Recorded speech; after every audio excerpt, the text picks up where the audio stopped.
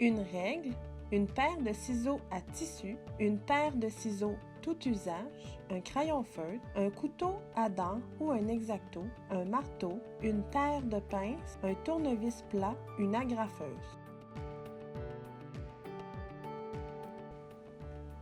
Mousse de rembourrage, watine de polyester, cache-poussière qui servira de finition en dessous de la chaise et un tissu de recouvrement. Avant de démonter vos chaises, je vous conseille de numéroter l'assise de votre chaise et la chaise. Donc, l'assise 1 avec la chaise 1. La raison est simple, c'est qu'il est possible que les trous ne soient pas alignés d'une chaise à l'autre. Donc, à la fin de votre projet, quand vous allez être prêt à réassembler, vous allez être sûr de ne pas avoir de petites surprises. Défaire les agrafes une à une est une méthode longue et ardue. Avec beaucoup de chaises à recouvrir, ça peut devenir décourageant.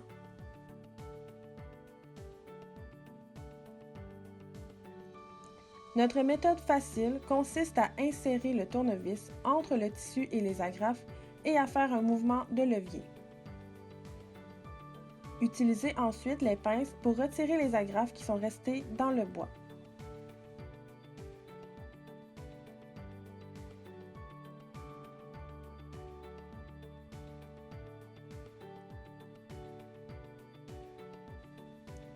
Par contre, si la chaise est très vieille, cette étape peut être plus difficile. Il arrive que le tissu déchire. Dans ce cas, il faudra enlever les agrafes une à une. On vous recommande de toujours enlever le tissu existant sur votre chaise, premièrement pour vérifier l'état de la mousse, mais aussi pour vous permettre d'avoir un résultat plus lisse et éviter les plis avec une couche en moins.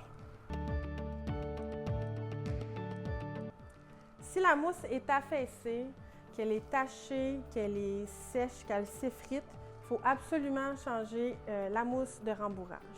Pour la watine, dans tous les cas, c'est à changer.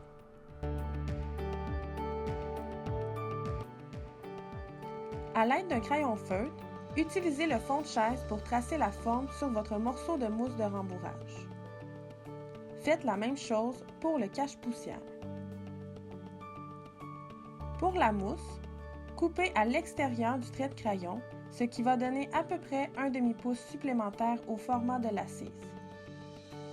Selon l'épaisseur de la mousse, utilisez des ciseaux ou un couteau.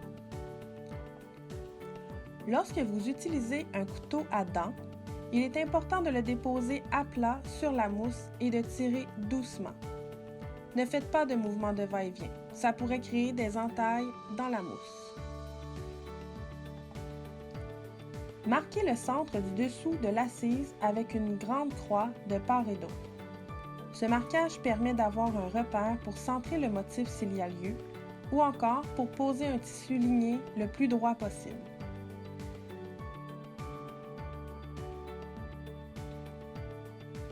Ces repères vous aideront à bien répartir la tension dans le tissu. Pour déterminer votre quantité de tissu, simplement mesurez votre largeur de forme, ajoutez l'épaisseur du forme donc d'un côté et de l'autre et 1-2 pouces supplémentaires d'un côté et 1-2 pouces supplémentaires de l'autre côté pour permettre vraiment d'avoir le tissu nécessaire pour l'agrafer. Vous faites la même chose avec la watine. Donc la watine a le même format que votre carré de tissu. Ensuite, il faut déterminer dans quel sens vous désirez avoir votre tissu. Surtout pour ce qui est du velours, il y a vraiment un sens à respecter.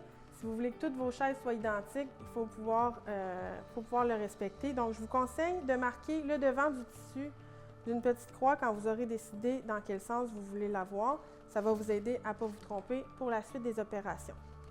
Ensuite, on doit marquer le centre du tissu sur les 4 côtés. Petit truc, on le plie en deux comme ceci et on vient simplement couper le coin pour indiquer notre centre de cette façon.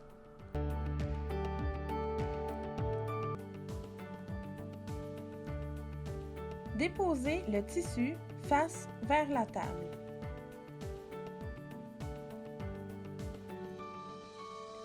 Déposez la watine sur le tissu.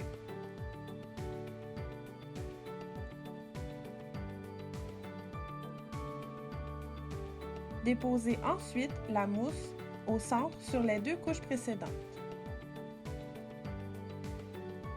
Finalement, déposez le fond de chaise en bois au centre en vous assurant d'avoir le côté marqué d'une croix vers le haut.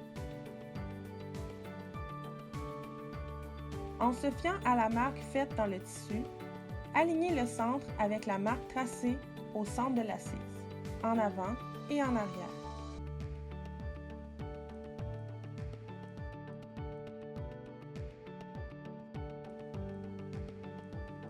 Les premières agrafes peuvent maintenant être posées en commençant par le centre avant, ensuite le centre arrière et les centres de chaque côté. Il est important de respecter cette étape pour garantir une tension équilibrée.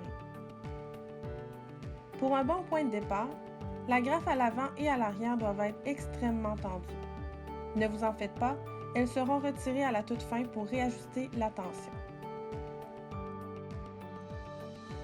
Si votre chaise a une forme de trapèze, donc que les côtés sont en angle, il est normal que vos marques indiquant le centre des côtés n'arrivent pas parfaitement au moment d'agrafer.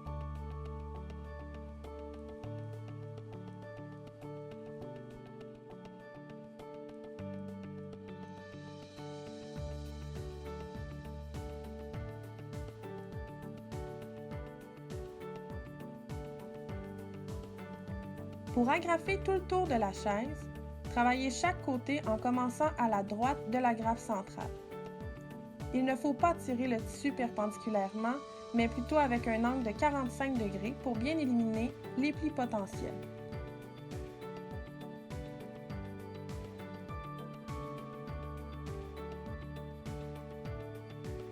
On agrafe donc les 4 côtés en commençant toujours à droite de l'agrafe centrale et en arrêtant à environ 3 pouces du coin. Il ne faut pas agrafer trop proche des coins car ils seront réalisés par la suite. Lorsque les 4 côtés sont réalisés du côté droit de l'agrafe centrale, répétez l'exercice du côté gauche pour chacun des côtés. À la fin, vous remarquerez que le tissu aux 4 points centraux semble plus tendu. C'est tout à fait normal. Prendre le coin du tissu, alignez-le avec le coin de la chaise et tirez le plus possible. Si une agrafe installée préalablement vous encombre pour bien travailler le coin, retirez-la. Assurez-vous d'avoir du jeu pour faire vos manipulations. Agrafez le plus près possible du coin.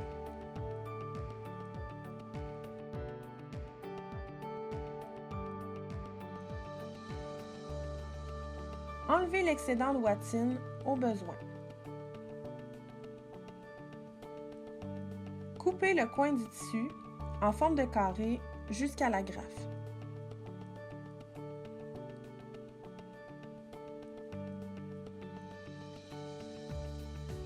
Pliez le tissu et tirez à 45 degrés. L'important est d'éviter d'avoir des plis visibles sur le côté de l'assise. Les plis en dessous de la chaise importent moins. Mettez une agrafe dans toute l'épaisseur du tissu et agrafez le long du 3 pouces qu'on avait laissé libre préalablement. Répétez l'exercice en miroir pour compléter le coin.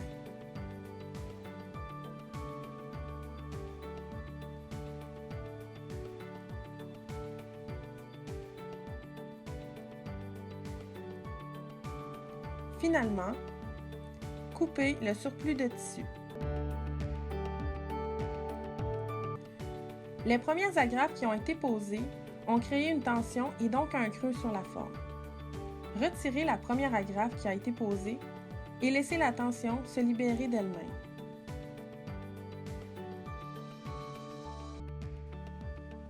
Ensuite, repositionnez une agrafe.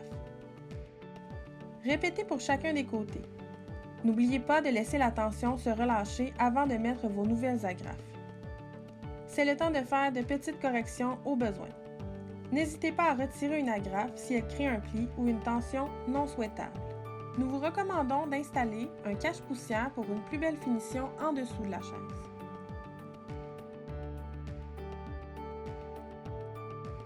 Tout d'abord, marquez vos trous de vis pour vous faciliter la tâche au moment de réassembler votre assise sur la chaise. n'hésitez surtout pas à réajuster la coupe du cache-poussière. Il doit être un peu plus petit que le dessous de la chaise pour qu'il ne soit pas visible sur le côté. Quelques agrafes seulement sont nécessaires pour fixer le cache-poussière. Voilà, vous avez une chaise revampée. Deux petites astuces pour terminer. Je vous conseille d'utiliser un produit anti-tache pour protéger votre beau travail et aussi de garder un excédent de tissu de côté pour pouvoir, au cas où il y aurait une tache, une coupe de vin ou peu importe, recouvrir la chaise qui aurait été tachée au lieu de recommencer le projet au complet. Merci, bon recouvrement!